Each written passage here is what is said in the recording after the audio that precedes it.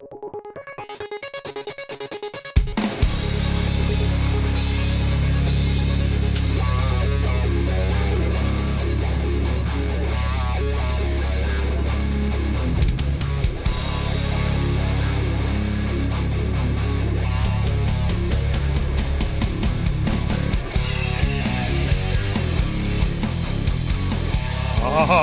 we've made it to number 6, episode 6 of the B Brothers. We're celebrating another win, Alex. What's up, Brother B? What's up, Brother B? I would not think. I'm like, wait a minute, because of course, like I said before, they don't give us Kansas City out here. And then I'm, going through my notes, and I'm like, whoa, this is going to be 2 shows in a row, or I should say 2 Colts shows in a row where there's going to be some positivity. Now, actually, it's 3 out of 4. We lost last week, but it was a good. I mean, it wasn't like a terrible thing. It was a good play game. Yeah. So 2 in a row, then a loss to the Rams, and now a big, huge divisional win against the dreaded Tennessee Titans, which we had dropped 5 in a row for previous to this. Yeah, I'm not used to this. I'm not used to seeing a victory over Tennessee because that was always one of our nemesis, Yeah. And to see that, I'm like, man, wait a minute, like this is cool. Like, okay, maybe the tide has turned. So, I should say you are listening to the B Brothers show. This is like we did a Myles Monday version on my podcast. We decided to merge it, to mix it up, if you will. And here we are. On the We do All Indiana Podcast Network, man. That's officially official now. Yeah, we're on a website. We're looking all cool. It's crazy. They've got us. They've got us on Apple Podcasts. We're coming soon to Spotify, Castbox, Pocket Cast, Radio Public, Stitcher. We're everywhere with them, man, and that's great. And then we're on the Alex B podcast. All over the place. We're all over the place. We got the YouTube for the B Brothers. It's crazy. The website, milesbshow.com/the B Brothers. Like the things are growing, things are taking off, man.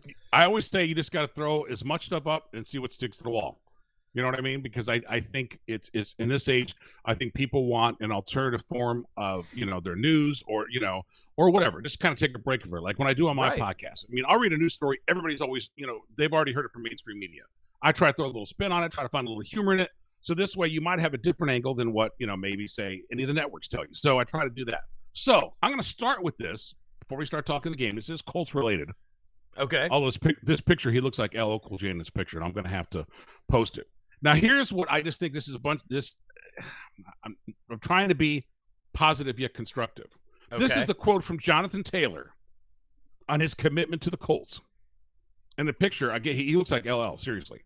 He looks like LL. I know what picture you're talking about. Yeah, the one. And it says, quote, if somebody wasn't committed, they wouldn't be here. Right now, I'm here. Okay. First of all, you're there because you got paid. Okay, I hate when they say this, I really want to stay there. Okay, even Irsay said it happened sooner than it should have happened as far as like the extension stuff goes. So 3 years, $42 million. Okay, he's going to be there through 2026. Guy's 24 years old, right? Okay, everybody's happy. Myles is happy. Colts fans are happy. And then his counterpart leaves the game. His counterpart being the quarterback. So tell me about that.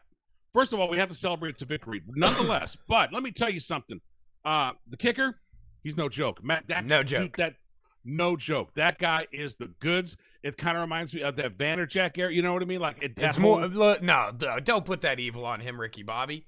No. It's more like the good Vinatieri era. Like it's like we said a few weeks ago when he broke that record with the 450-yard field goals in the Baltimore win. Like I forgot what it was like to not be on pins and needles whenever a kicker walked on the field. Like before I wouldn't watch a kick because I was like, oh God, I can't watch. We're going to miss it. Now it's like, oh, this is automatic. It's time to go grab another beer. He's winning games. I mean, he's literally putting stuff up there on the board to get the Colts where they need to be. If anybody should get hooked up, and I don't know what he makes. I don't know the terms of his agreement. They need to lock that dude in because he's locked in for a while. It was a big point of contention in the offseason because they gave him over $20 million. I think it was 4 years, if I remember right, which is a lot for a kicker. I mean, but he's the best kicker in the NFL. He proved it at his previous stop with the Chargers. They were morons for letting him go, or not the Chargers. I'm sorry, the Rams. You know, but like, hey, the Rams are a bunch of clowns. One man's trash is another man's treasure, right? Like, I'm telling you, like this huge dude so far. This dude, like, it reminded me of, and I meant to say Vinatieri, not Vanderjack, because like seriously, like it's just like boom, just doesn't like. Again, you almost think it's automatic, even like back in the Payne days. Okay, Payne's going to throw to Harrison, and then there you go. And then, okay, it's break time. It's time to hit the fridge or do whatever. So you get Jonathan Taylor back in, right? Everybody's excited, right? You're pumped. Everybody's pumped. And then Anthony Richardson is out with a sprained AC joint. Right. So what exactly is that exactly? Because I'm not a physical therapist. I'm not a doctor. Do I try to claim to be? But as I'm reading the news headlines, it's saying a shoulder. It just says shoulder injury, and then it says sprained AC joint. Damn it, Alex! I'm a podcaster, not a doctor. So obviously anybody who watched saw it. It wasn't a hard hit. He bounced off the turf. It didn't really seem like that bad, but I mean, he was down immediately holding his shoulder. I thought it was a separation at first, especially the way he's carrying it. I've had separated shoulders before myself, and there might have been a little separation, but you know, essentially the AC joint is the joint that, I mean, it's the centralized joint of the shoulder. It's what gives you all of your rotation, your motion. Okay. A separation might have actually been better if there was no serious structural damage than an AC joint sprain, because the timetable on return, I mean, there's really, you know, it's just how fast does he heal, because it's a sprain. Sprains are, you know, you look at an ankle sprain, right? The guy could be out a week. The guy could be out 2 months. Look at Jonathan Taylor. His months and months of health issues were all from a high ankle sprain that he suffered midway through last season. And then also the agent one. Well, you know, we won't go there. We're gonna keep it positive with Jonathan Taylor for this show. He's earned that. He's earned that. And I got to defend him real quick too. You said earlier, you were talking about when he was like, "I'm here right now." He said that the day that he got activated off of PUP before he got his contract. That press conference was before the contract. So, I mean, at that point, you know, he had to have known maybe negotiations were going on. But just imagine the casual person, you know, right. Get handed up, and then it's like, well, yeah, I told you I was here. And then people that might not know, now that I know the specifics of it, go, wait a minute, he's just saying that because he got paid. At what point did our quarterback leave the game? So it was early in the game. It was the second quarter. Here's the crazy thing, like, you know, obviously the fan base is split on Anthony Richardson. Half of them are like, oh, he's a buster. He's going to be a buster. That was a terrible draft pick. And then there's the half like me that's like, man, give this kid a chance. He's got some promise. I mean, he has looked, when he's been on the field, he's looked good. Today, he was 9 for 12 for 98 yards. That's not bad. And he was delivering strikes. He had a couple passes that were questionable. He had a really bad decision where he made a backward pass. It ended up being a 17-yard loss because he was trying to avoid getting sacked. But again, you know, the weird thing is the hit that took him out of the game. You know, a lot of the talk around him has been he's got to learn to take hits. He's got to slide. He could have slid here, but I mean, the only thing that would have changed was how his shoulder hit the ground. Yeah, we don't need to be any worse than it is, you know? No, here comes the scary part for Colts fans, right? And I think it's way too early to have this conversation, but what we do in the media, you know, whether it's a podcast like this or ESPN or, you know, a local station, whatever, we have to talk about it, right? Is he injury prone? That's the scary thing. This guy has been in 4 games. He's only completed 1. The first game of the season, he left with like a minute and a half left to go. The second game of the season, he left like late first, early second with the concussion. He missed the third game. He came back and played the 4th game. And then today's game being the 5th game, his 4th, because he missed 1 game completely, he gets hurt early again. And again, I can the see scary thing. Concern. Here's the scariest part for me. Each injury has been different. Right? Like the first time it was an ankle and a knee. The second time it was a concussion. This third time it's a shoulder. So it's not almost like he's picking a different body, not him, but it's like a different body part. Right. Before you know that's like, what's scary. Like, that's what's scary, and that's what make us go, okay, is he made of glass? Is he injury prone? It'd be different if like he hurt his ankle in week 1. And then he took a tackle to the leg and he hurt his ankle again in week 2. And then this week 3 for the ankle and came back Week 4 was fine. Week 5, he tweaks the ankle again. Like, the repeated injuries, I mean, that's still an issue of being injury prone, but that's also an issue is the medical staff rushing him back too soon? Is he not as healed as we thought he should be? But the fact that we have had 3 completely different injuries in literally 4 weeks, it's a little scary, especially since his fan base has Andrew Luck syndrome right now. Like, you know, they'll have that until God knows when. Well, they will, but here's the big difference, and Colts Nation needs to listen to these words, whether they're coming from my mouth or someone else's. This is not the Andrew Luck situation, and that's not a good thing, right? The Andrew Luck situation, Andrew was injured often because Ryan Grigson failed to put a line in front of him to protect him. Now, he held on the ball too soon, and he took some unnecessary hits, but Andrew Luck got hurt because we didn't do our job, because Ryan Grigson didn't do his job. True. Right?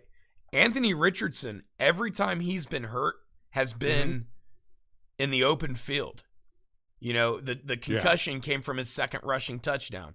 The hit today was a one-on-one hit on the outside on a design quarterback. A lot of different scenarios. He's not getting hurt because he's getting sacked or he's getting hit in the backfield. Right. You know, he's not getting beat up. It's not anything like the Andrew Luck situation. If we had given Andrew Luck the protection that Anthony Richardson has gotten or that Peyton got before him, Andrew Luck would still be in the league. Yeah. He'd still be playing football for the Colts. I don't blame him. Man. You don't want to sit there and have all these freight trains coming at you. You know what I mean? You got to worry about your health and long-term stuff. And I noticed we go into halftime with it tied, and then it seems like, again, somebody flips a switch, and here we go. You know, third quarter, what is it, 17-13? Mac, I mean, look at the 43-yard field goal. What else did he do? I'm trying to look at this stuff. 43-yard. I mean, the dude, 28-yard field goal in the fourth, 35. So the guy can't miss. No. Where do you think it was 3 for 3? Did Tennessee do something wrong for us to sit there and get that little edge on them, or were we just because here's again, you know, one of our key guys out there out, and you know we're playing well and we grab a victory. So. Was it Tennessee that gave or is it just they just ran out left in the tank? No, I think the Colts won this game. I think that you know, we tried to give him the game. I mean, Shane Steichen had a really, really bad coaching call at the end of the first half, going for it on 4th and inches with 15 seconds left to go when he could have just kicked a field goal. Luckily, that didn't come back to bite us in the ass like it did every time Frank did it, right? I mean, I can't not be harsh on Shane Steichen for that call. But overall, through 5 weeks, Shane he's Machiavelli here, bro. He's making insanely beautiful calls. He's running great game plans. He's got this team is definitely overperforming what anybody thought they would do, self included. I thought we'd win 3 to 5 games on the season, and we've already won 3, and we're only 5 games into the season. And this team, here's the craziest part: this team is 2 or 3 plays away from being 5-0 right now. I mean, they took they took the Rams to overtime and should have won that game, but didn't, right? And some of the youth showed there. And the Jacksonville game, they had control of that until the last 5 minutes of the football game. Right. So, like, this team could very well be 5-0, and as mind-blowing as that is, for them to be 3-2 right now with wins against Baltimore and Tennessee, everybody, I think, in the world thought that the Colts would beat Houston because Houston is obviously not even as good as the Colts were preseason. But to be 3-2 is an incredible place to be, and that's a direct reflection on Shane Steichen. But that call right before the half, I can't let it slide since I was so hard on Frank last year and the year before. You were that brutal. Was an awful you were brutal. Call. You got to take the points there, man, because here's the absolute key to that, right? Like, if there's 3 minutes left to go, or if you even have another timeout, okay, I can kind of see making that call, but there was 15 seconds left to go in the half. You had 0 timeouts. So if you don't get into the end zone and get the first down, there's no guarantee you're going to get up there and snap the ball and stop the clock. Right. Anyway, and you've left points on the board. So, I mean, look, everybody loves the gusto. We live in the Madden era, right? It's everybody's going for it on 4th down. It's stunning how much teams go for it on 4th down. That's not just a Frank Reich or a Shane Steichen thing. No, I think it's a trend. It's a trend. It's definitely a trend. And it's a strategic trend based on all the data that they have that we didn't have 5 or 10 years ago, right? And I get true.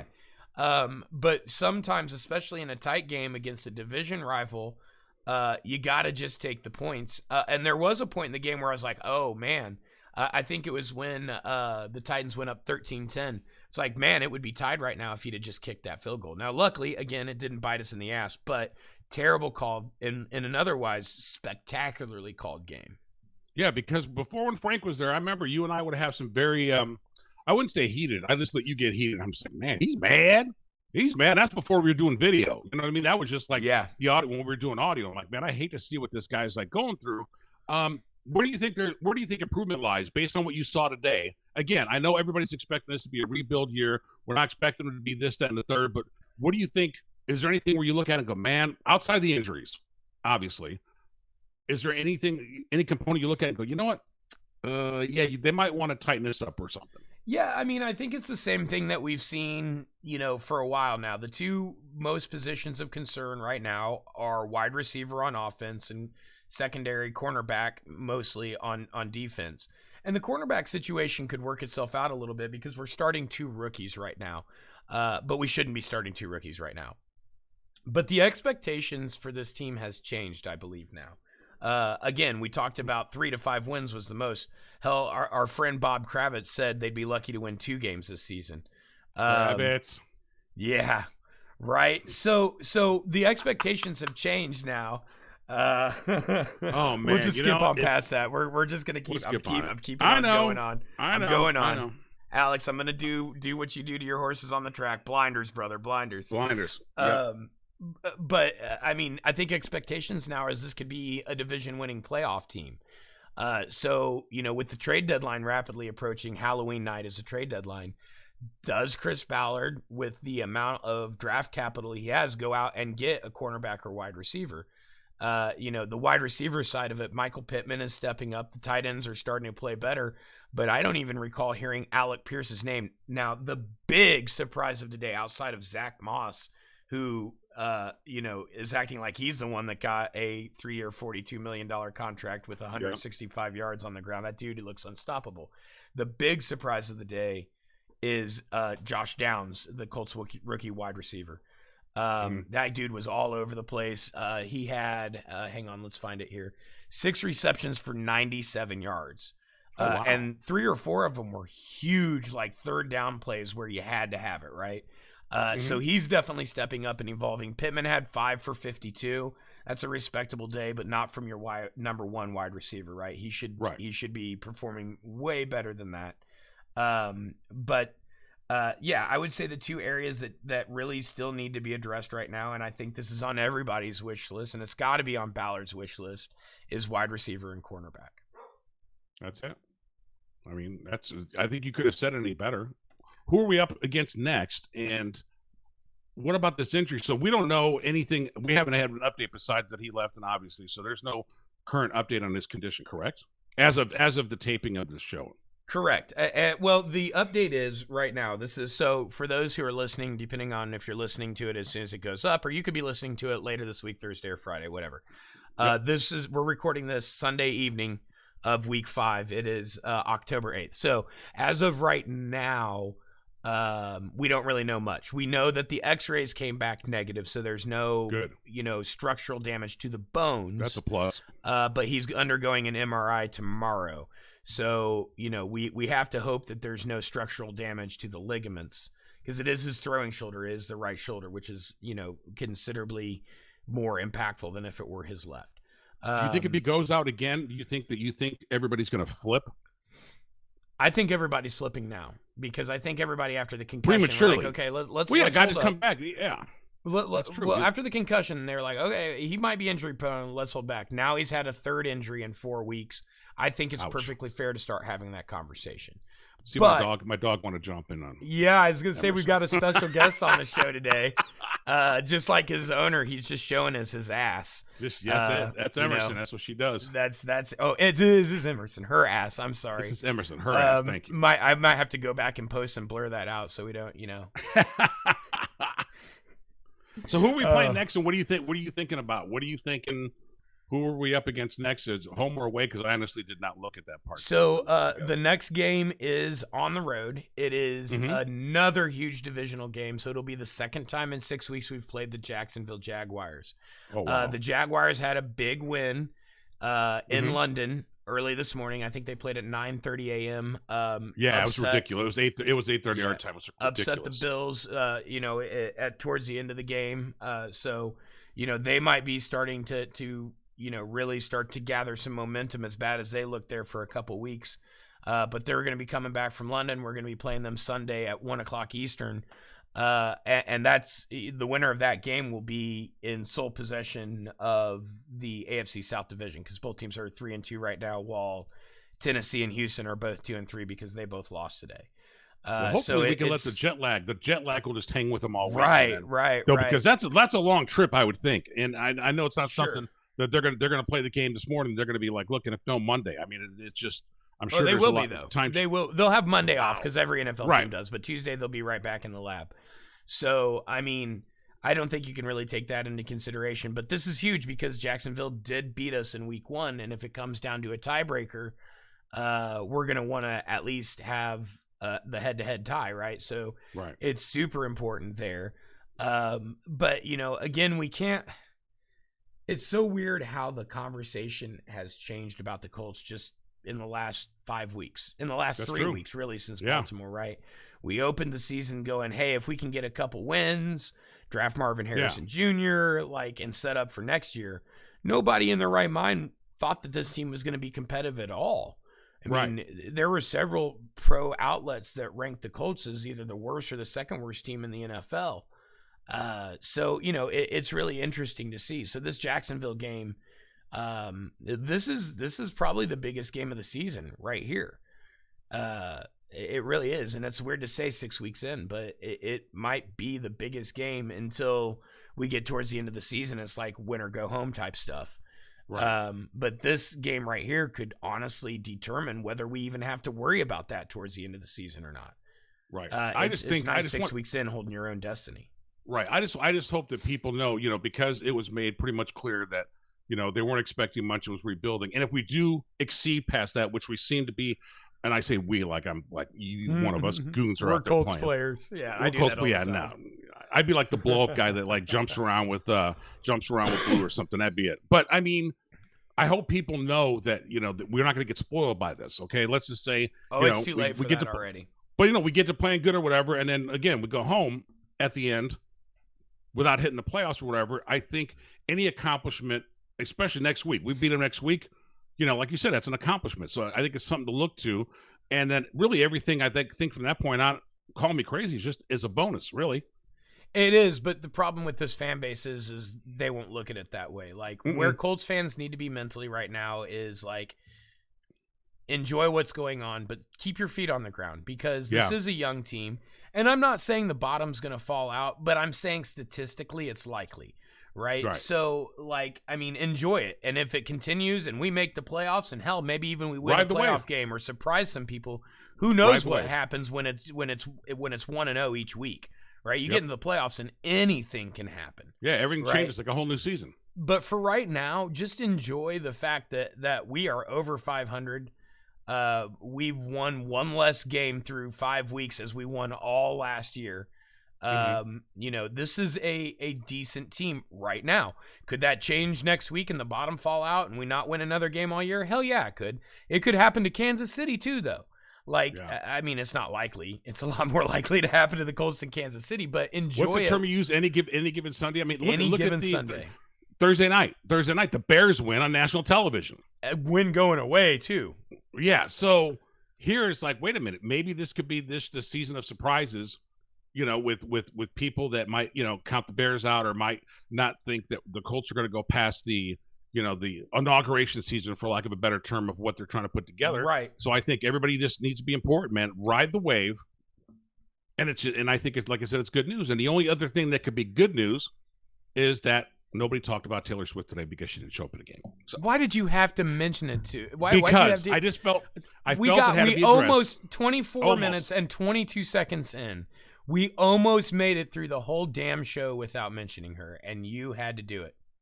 But it's funny how though she kind of backed up because I think her and the old man probably had a little discussion. Yeah, I thought she was there though. I thought I saw pictures of her getting off the plane. Yeah, I just think that they finally kind of chilled their jets on it a little bit. Yeah, I mean, because I'm pretty sure I saw a tweet from someone that showed her getting off the plane with Travis. Oh, okay. Maybe they just didn't give her the TV coverage like they were blowing her up the last time. Possibly. Which is good. They got called out by Travis Kelce. Maybe that made everybody go. He did call him out. Well, seriously, people watch this stuff. It's like you're going to capitalize on this and distract from the matter at hand. Okay, I get it. He's like, he's dating one of the most popular entertainers in current pop culture, whatever. But let's focus at the game in hand. We talked about this before with distractions. Back in the Ocho Cinco era and the Terrell Owens and all, the Showboat. Not that he's doing. You know what I mean? Like, let's just focus and then worry about the rest later. That's all I got. So go Colts. What is your prediction for the game coming up? And I know you don't want to be, too optimistic, but you don't want to be Debbie Downer either. No, and obviously we're kind of right back to where we were coming into the Baltimore game. Was like, well, will we have Anthony Richardson? Will we have Gardner Minshew? The difference is I don't think it matters because this offense doesn't change a whole hell of a lot between the two. You don't necessarily see Gardner running as much, but he is mobile. He can run. He's not Anthony Richardson by any means, but like he's proven now that he can come in and run this offense. I mean, he hasn't lost yet, right? Like all 3 wins have been him at the end of the game, right? Like, I mean, he came into Houston early in the game, won that game. He was start to finish against Baltimore, won that game. He came in early in the second quarter, won today against Tennessee. So we have the best backup in the league as Colts fans, right? The Colts, there's no better backup in the league. So I don't really think it matters who starts.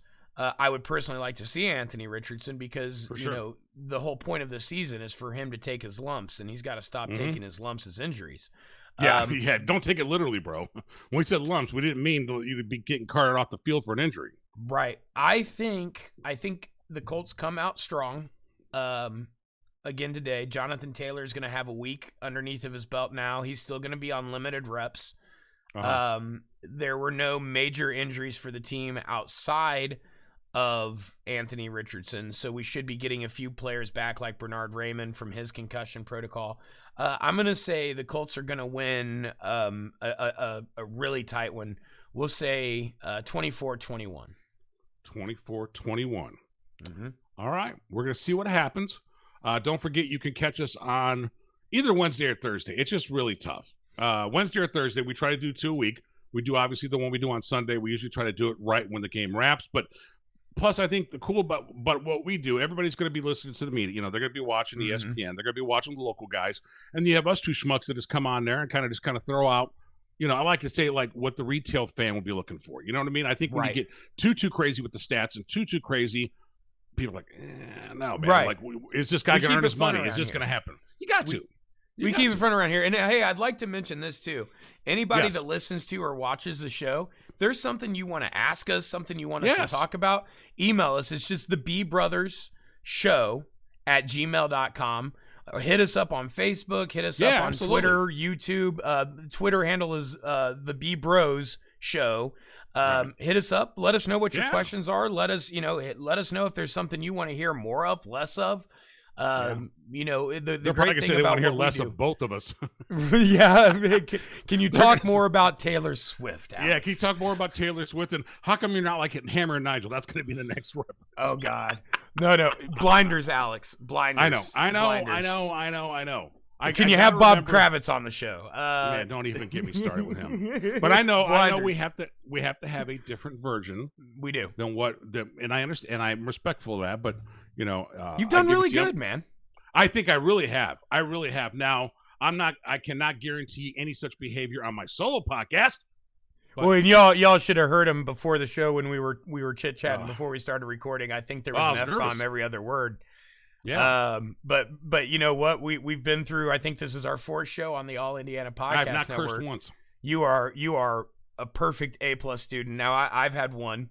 But it was a light and gentle one, so I'm gonna give myself it wasn't like a free pass for that. Right. And people always say that's like, man, I can't believe you curse the way I do.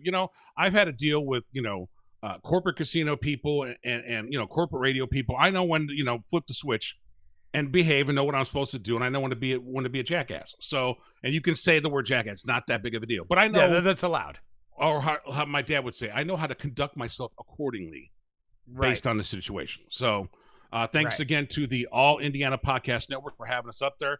Alan Haw, a guy that I met a gazillion years ago. Same. When I was just trying to learn radio and I wasn't going to school, and Hoosier Radio and TV, and then boom, and then here we are years later getting together and doing this, and hopefully many more shows to come. Many more shows to come indeed. So that's going to be it for episode 6. Big Colts win. Woo-hoo. So we'll be back Wednesday or Thursday this week just talking about random you-know-what. Rando bleep. Rando. Y'all hang out. We'll see you then. Thanks for watching or listening. All Indiana Podcast Network.